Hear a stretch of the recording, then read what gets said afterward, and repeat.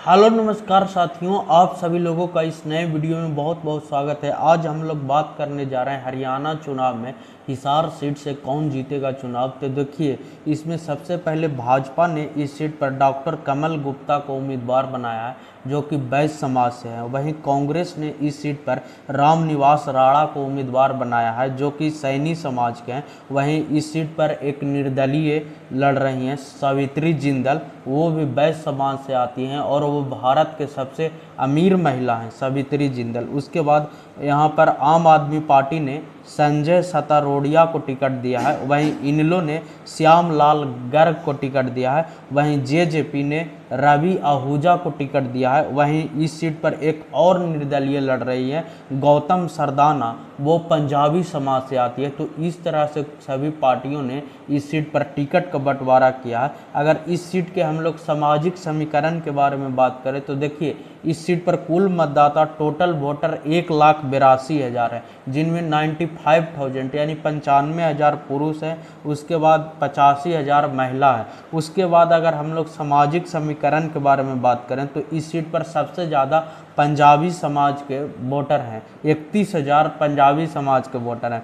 उसके बाद दूसरे स्थान पर हैं बैस समाज के वोटर, 24,000 बैस या फिर बनिया समाज के वोटर हैं। वहीं तीसरे स्थान पर हैं सैनी समाज के वोटर, जो कि 17,000 है। वहीं जाट समाज का वोटर इस सीट पर 16,000 हैं। वहीं ब्राह्मण समाज का वोटर इस सीट पर 11,000 हैं। पिछले 10 चुनाव के अगर हम लोग बात करें तो इनमें 7 बार बैस समाज के उम्मीदवार चुनाव जीते हैं और 2 बार पंजाबी समाज के उम्मीदवार इस पर चुनाव जीते हैं।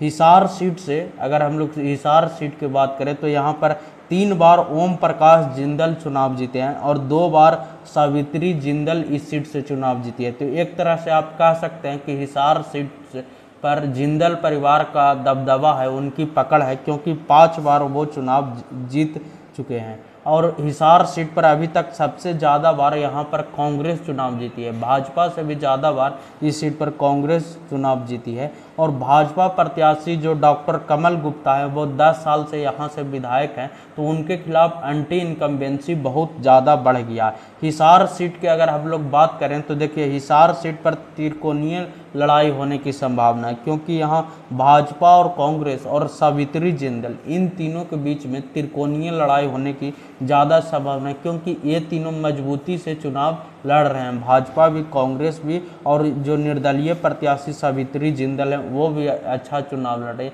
वहीं गौतम सरदाना भी चुनाव लड़ रही है, वो भी निर्दलीय है, वो भी अच्छा चुनाव लड़ रही है।